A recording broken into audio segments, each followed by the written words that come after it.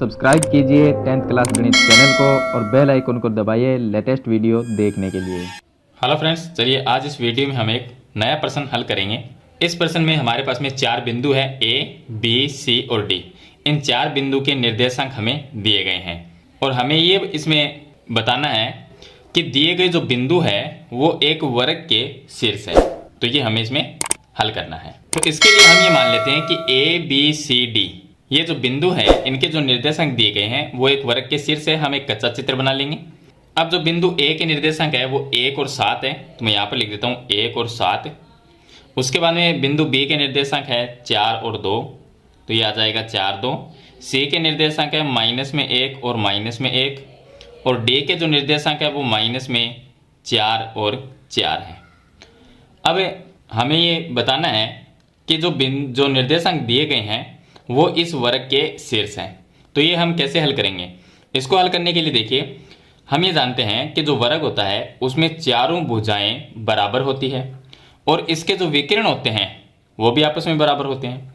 तो हम हल करेंगे तो हमारे पास में ये आना चाहिए कि जितनी ए बी भुजा आएगी उतनी ही बी सी आएगी, उतनी ही सी डी होगी और उतनी ही ए डी होगी। यानी कि चारों भुजाएं बराबर आनी चाहिए और दोनों विकर्ण का मान है वो बराबर आना चाहिए।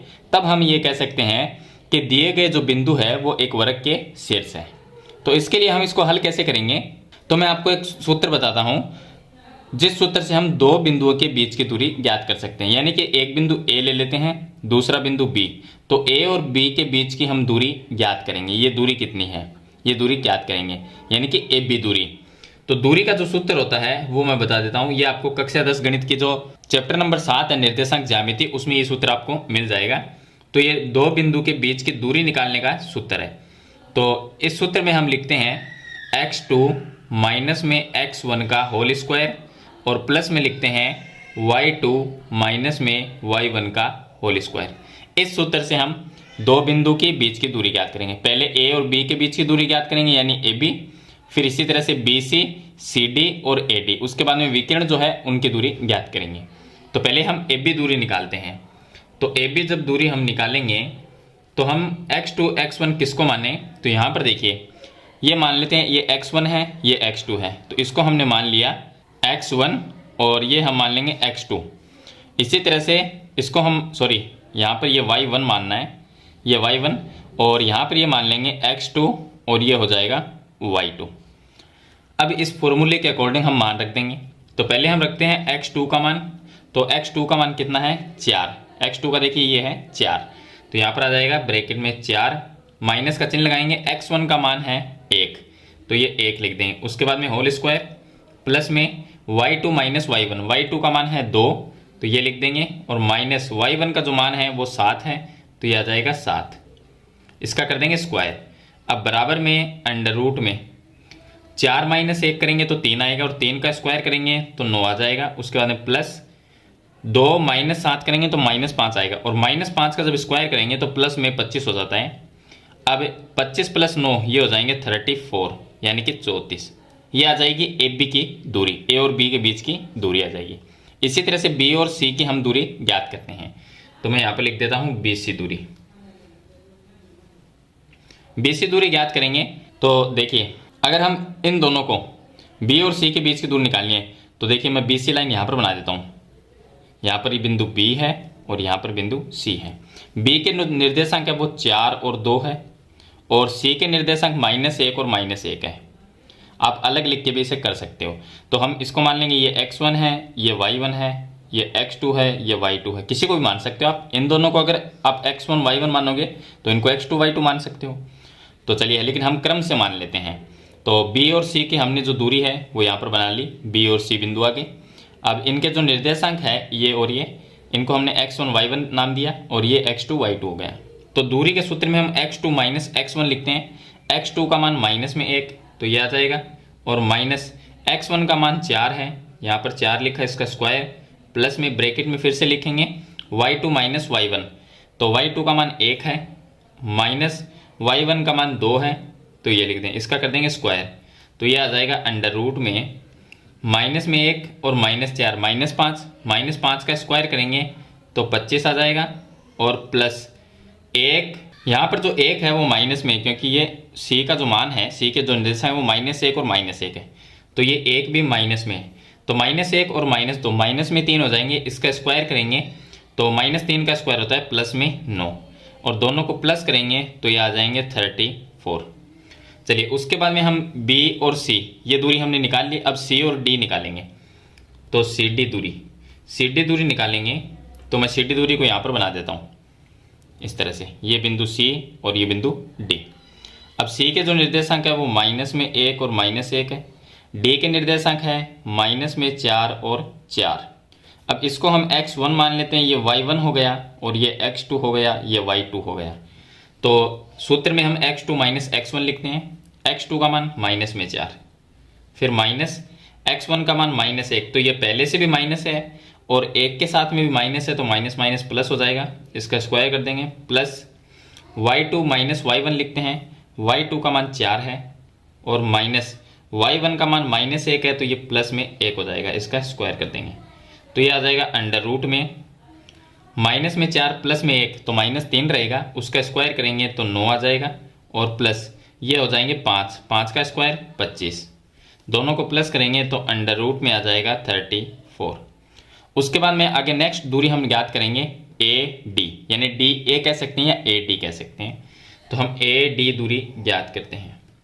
AD जो दूरी है उसमें ये x1 y1 है, तो मैं यहीं पर मान लेता हूँ, इसको x2 और इसको y2 मान लेते हैं। अब हम लिखेंगे x2 - x1, तो x2 का मान -4, यह आ जाएगा -4, और माइनस x1 का मान 1 है, तो ये आ गया 1, इसका स्क्वायर कर देंगे, प्लस y2 - y1 लिखते हैं, तो y2 का मान 4 है, यह आ गया, माइनस y1 का जो मान है वो 7 है, तो ये आ गया 7, बराबर में ये आ जाएगा अंडर रूट में -4 -1 -5 का स्क्वायर करेंगे तो 25, और यहाँ पर -3 रह जाएगा, यहाँ पर स्क्वायर है, उसका स्क्वायर करेंगे तो प्लस में 9 आ जाएगा, तो बराबर में ये आ जाएगा अंडर रूट में 34।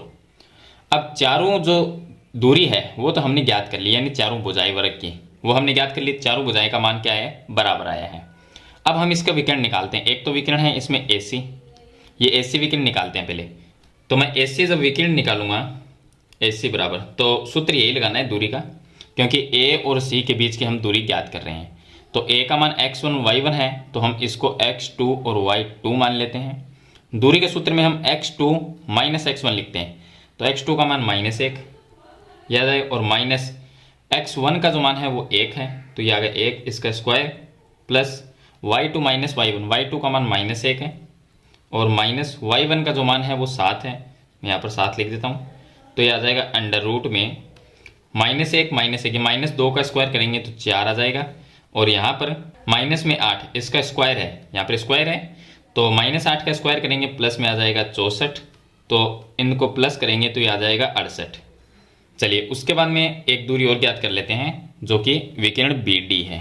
ये जो BD विकर्ण है इसकी हम दूरी ज्ञात करते हैं, BD बराबर अंडर रूट में, अब B देखिए ये B है और ये D है, तो B जो है उसको हम x1 y1 मान लेते हैं, ये x1 y1 ऐसे मान लेंगे, और ये x2 y2 हो जाएगा, तो इसको हमने x1 मानना है, तो ये x2 है, तो सूत्र में हम क्या लिखते हैं, x2 - x1, x2 का मान -4, ये आ गया माइनस में 4, माइनस x1 का मान 4 है, तो ये आ गया 4, इसका स्क्वायर कर देंगे, प्लस y2 का मान आएगा 4, और माइनस y1 का मान आएगा 2, इसका स्क्वायर कर देंगे, तो ये हम ज्ञात कर लेते हैं BD बराबर अंडर रूट में -4 -8 का स्क्वायर प्लस में 64, और यहाँ पर आ जाएगा प्लस 4 - 2 2 आ जाएगा, और 2 का स्क्वायर करेंगे तो 4, तो ये BD बराबर आ जाएगा अंडर रूट में 68। अब हमने चारों जो भुजाएं हैं उनका मान ज्ञात कर लिया, यानी AB BC CD और AD, तो ये चारों दूरी आपस में बराबर है।